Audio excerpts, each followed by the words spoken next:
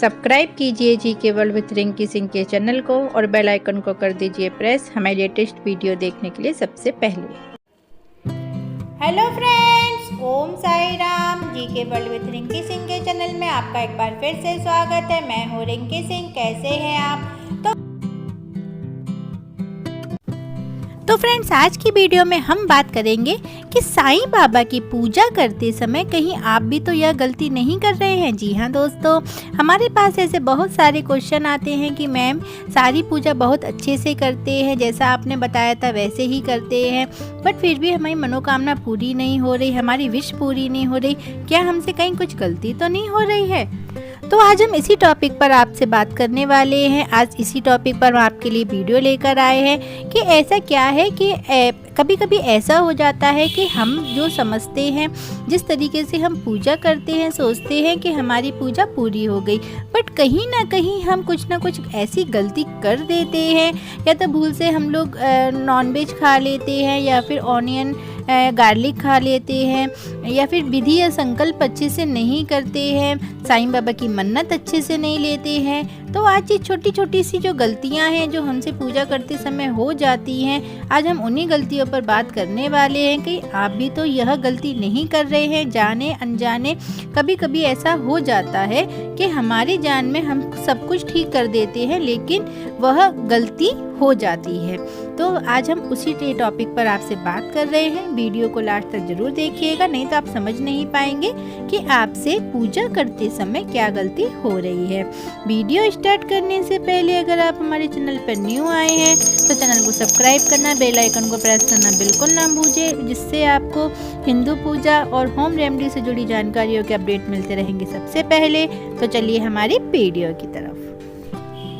तो फ्रेंड्स, सबसे पहले मैं आपको बताऊंगी कि साईं बाबा की पूजा विधि स्टार्ट करने से पहले, जी हाँ दोस्तों, जब आप साईं बाबा की पूजा स्टार्ट करते हैं, जब आप सुबह सुबह स्नान आदि करके जब आप पूजा के लिए जब बैठते हैं, तो सबसे पहले, जैसे मैंने आपको पहले भी बताया था कि सबसे पहले आपको ओम गंग गणपते नमः, जी हमारे हिंदू धर्म में गणपति बाप्पा को सबसे पहला स्थान दिया गया है। तो कोई भी पूजा आप जब भी स्टार्ट करें, सबसे पहले ओम गंग गणपते नमः यह मंत्र जरूर पढ़ें, गणपति बाप्पा का मन में जरूर ध्यान रखें। उसके बाद आप कोई भी पूजा स्टार्ट करें, साईं बाबा की पूजा आप उसके बाद ही स्टार्ट करें। सबसे पहले आपको गणपति बाप्पा का नाम लेना है। अगर आप ऐसा नहीं करते हैं तो यह काम आप करना स्टार्ट कर दीजिए। दूसरी बात मैं आपको बताना चाहूँगी कि जब आप व्रत पूर्ण करते हैं, जब आप शाम को साईं बाबा की पूजा करने के बाद जब आप साईं बाबा का भोग आदि जब बनाते हैं, तो जब एक टाइम आप जो खाना बनाते हैं उसमें आपको सेंधा नमक ही यूज़ करना है, आपको आयोडीन नमक बिल्कुल नहीं खाना है। जी हाँ दोस्तों, यह क्वेश्चन हमारे पास बार बार रिपीट हो रहा है कि मैम कौन सा नमक हम लोग यूज़ कर सकते हैं, आयोडीन नमक ले सकते हैं? तो जी नहीं, मैंने आपको पहले भी बताया है कि आपको आयोडीन नमक बिल्कुल नहीं लेना है। आपको सिर्फ और सिर्फ सेंधा नमक, जो कि फास्ट वाला नमक बोला जाता है, किसी किसी जगह पर उसको रेड नमक के नाम से भी शायद बोला जाता है, तो आपको वही नमक यूज़ करना है, फास्ट वाला, ठीक है। साईं बाबा को व्रत को लेके आपके मन में एक कन्फ्यूज़न बहुत चल रही है। वो कन्फ्यूज़न ये है कि क्या आप नॉनवेज खा सकते हैं या नहीं खा सकते हैं। जी हाँ दोस्तों, मैंने आपको पहले भी बताया है कि साईं बाबा का जब आप संकल्प ले लेते हैं, तो उसी दिन से जब आप संकल्प लेते हैं, 9 गुरुवार, 11 गुरुवार, 7 गुरुवार, जिससे भी आपने लिया है, तो आपको नॉनवेज बिल्कुल नहीं खाना है। दूसरी कंडीशन मैंने आपको बताई थी कि अगर आप नॉनवेज किसी किसी के लिए जैसे कि बहुत ज़्यादा इम्पोर्टेंट हो जाता है, कुछ मेडिसिन वगैरह चलती है, तो मैंने आपको बताया था कि अगर ऐसा कुछ है, अगर आपकी मजबूरी है, नॉनवेज के बिना आप नहीं रह सकते, या आपके घर में कुछ कंडीशन ऐसी है कि नॉनवेज बनना ही बनना है, हो जाता है, सबके यहाँ कुछ ना कुछ प्रॉब्लम रहती है, तो उस प्रॉब्लम का सॉल्यूशन मैंने आपको यह बताया था कि आपको एक दिन पहले से नॉनवेज बिल्कुल भी नहीं लेना है। जैसे कि आप गुरुवार को व्रत करने जा रहे हो, तो आपको बुधवार वाले दिन से ही नॉनवेज को हाथ तक नहीं लगाना है, क्योंकि आप नेक्स्ट डे फास्ट करने वाले हैं, तो आपको एक दिन पहले से ही नॉनवेज छोड़ देना है। तो यह कन्फ्यूज़न आपके मन में बहुत चल रही है, हमें बार बार ये क्वेश्चन आता है कि मैम क्या करें। तो आपको बुधवार वाले दिन से, यानी कि वेडनेसडे से, आपको नॉनवेज बिल्कुल नहीं लेना है, ठीक है। एक गलती और आप कर देते हैं, साईं बाबा की पूजा करने के पश्चात आपको अपने घर में झाड़ू बिल्कुल नहीं लगानी है। जी हाँ दोस्तों, शाम के समय साईं बाबा की आरती पूजा वंदना करने के पश्चात आपको अपने घर में झाड़ू को आपको हाथ ही नहीं लगाना है, क्योंकि गुरुवार होता है और कोई भी पूजा जब हम करते हैं तो उस पूजा आप डेली में भी शाम की जब आरती कर लेते हैं अपने घर के मंदिर में, उसके बाद आपको झाड़ू नहीं लगानी चाहिए। तो ये एक बहुत बड़ी गलती है जो कि हम लोगों से हो जाती है जाने अनजाने। कभी कभी ऐसी सिचुएशन आ जाती है कि बिना झाड़ू के नहीं बन पाता है। मेरे भी घर में छोटे छोटे बच्चे हैं, तो मैं क्या करती हूँ, मैं एक डस्टर ऐसा बना के रखा है, उसकी हेल्प से मैं अपने घर को साफ कर लेती हूँ, बट झाड़ू नहीं लगाती हूँ। इस बात का आप विशेष ध्यान रखिएगा कि गुरुवार वाले दिन आपको शाम को, वैसे डेली में भी नहीं लगाना चाहिए, लेकिन स्पेशली गुरुवार वाले दिन आपको शाम को झाड़ू नहीं लगानी है।